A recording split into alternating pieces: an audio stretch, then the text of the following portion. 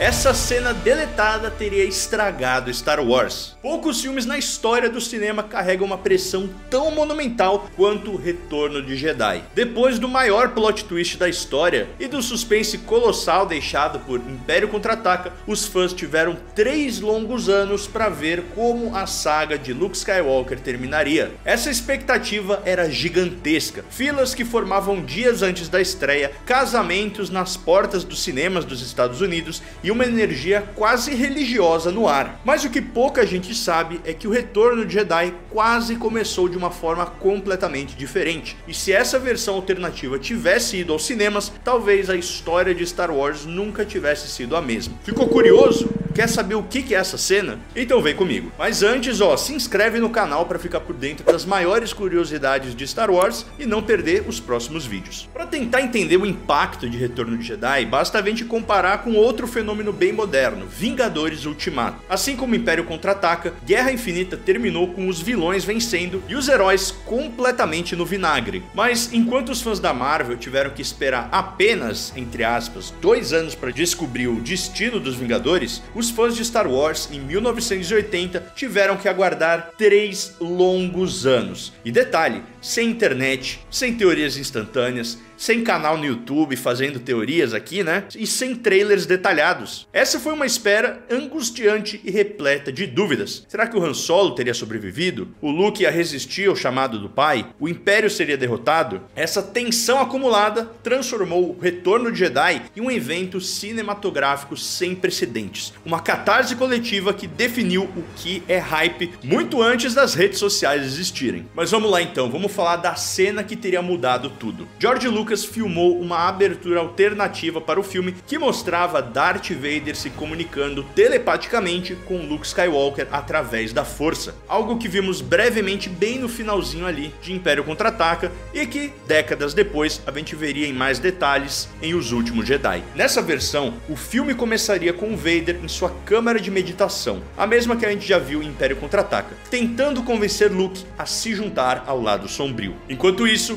Luke é mostrado em um local isolado, terminando de montar o seu novo sabre de luz, revelando uma lâmina verde com um brilho vibrante. Uma imagem poderosa e visualmente incrível, mas também problemática. Qual o problema? O problema seria o fim do mistério. Quem assiste Retorno de Jedi sabe que uma das partes mais brilhantes do início do filme é justamente a entrada misteriosa de Luke Skywalker no palácio do Jabba. Na versão que a gente viu no cinema, o filme começaria com os droids chegando no palácio do Jabba e posteriormente Luke Skywalker chegando também, mas dessa vez como uma figura misteriosa, encapuzada e completamente de preto, fazendo com que o público hesitasse. Será que esse é mesmo Luke Skywalker? Ou será que ele sucumbiu ao lado sombrio nesse meio tempo entre os dois filmes? Esse traje escuro, o olhar frio e calculista e até mesmo o uso do estrangulamento pela força, o movimento que até então é associado ao lado sombrio e também muito usado pelo Darth Vader, fizeram com que o público se perguntasse se o herói tinha mesmo mudado desde o último filme. E esse suspense psicológico funciona como um espelho do dilema central do Luke, em até que ponto ele é diferente do seu pai. E até mesmo a roupa dele impacta muito nisso, mesmo que subconscientemente. No primeiro filme, o Luke é um garoto inocente, com esperança, e ele está vestido de branco, simbolizando essa pureza. Já no segundo filme, o Luke é confrontado com essa verdade do Vader ser seu pai, ele tem pela primeira vez um vislumbre do lado sombrio, e a gente pode ver que a roupa que ele usa predominantemente no filme é cinza, uma mistura do preto com o branco. Já que no terceiro filme, ele tá completamente de preto. Se você for seguir a lógica, você pensa, opa, eu acho que ele caiu pro lado sombrio. Então imagina que tudo isso que a gente tá falando aqui teria sido jogado fora se minutos antes a gente tivesse visto o Luke conversando calmamente com o Vader e montando um sabre de luz, e esse sabre de luz fosse verde e não vermelho. Todo esse mistério, tudo isso aqui que a gente tá confabulando teria se dissolvido, e o impacto da sua entrada no palácio do Jabba teria desaparecido. Essa ambiguidade do personagem é um dos elementos mais elegantes desse filme, e teria sido substituído por uma explicação direta nos primeiros minutos do filme. Mas por que o George Lucas tomou essa decisão? E por que ele estava certo? George sempre foi acusado de alterar demais seus filmes, mas aqui ele tomou uma das decisões mais certeiras da saga, que foi cortar essa cena. Ao fazer isso, ele preservou a força simbólica da introdução do Luke. Essa dúvida fica pairando até o momento em que ele confronta o Jabba e mais tarde o seu próprio pai. Além disso, a cena deletada também comprometeria o ritmo cinematográfico da abertura. Retorno de Jedi começa com urgência, com o Vader inspecionando a Estrela da Morte, o Império em movimento, e depois cortamos para os droids em Tatooine. Essa transição direta cria uma tensão, um ritmo, um contraste. Começar o filme com essa pausa meditativa quebraria demais essa cadência perfeita do começo do filme. Outro ponto curioso é o primeiro aparecimento do sabre de luz verde, um dos símbolos mais icônicos da trilogia e o meu sabre de luz favorito. No corte final, o público só vê o novo sabre do Luke Skywalker durante a cena do deserto, no exato momento em que tudo parece perdido e, em uma revelação triunfante, R2-D2 ejeta o sabre ao ar e Luke liga e sai uma lâmina verde e ali ele consegue salvar o dia. Um sinal de esperança quando tudo parecia perdido. Se o sabre já tivesse aparecido na cena deletada, toda essa catarse desapareceria completamente. E em vez de uma revelação épica, a gente teria apenas uma cena mais técnica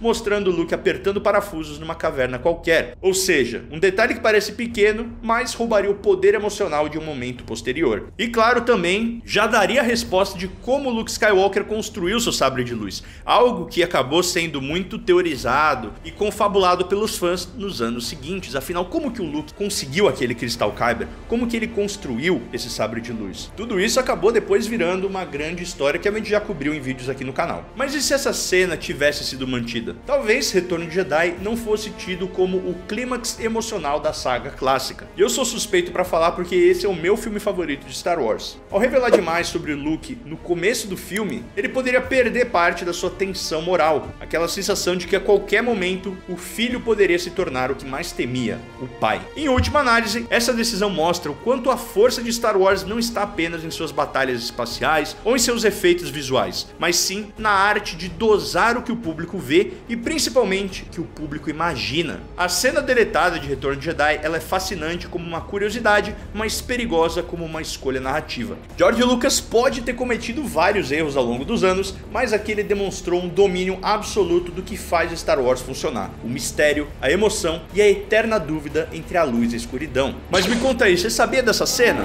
Que outra cena deletada você quer que eu comente aqui no canal? Um obrigado especial a Adriano Ticiano, Igor S, Matheus Santos, Vitor Bertoli Nascimento, Drone Mood Brasil, Cyberpsy com Riston Neno Gomes e Christian Pereira por serem membros apoiadores. Vejo vocês na próxima e this is the way.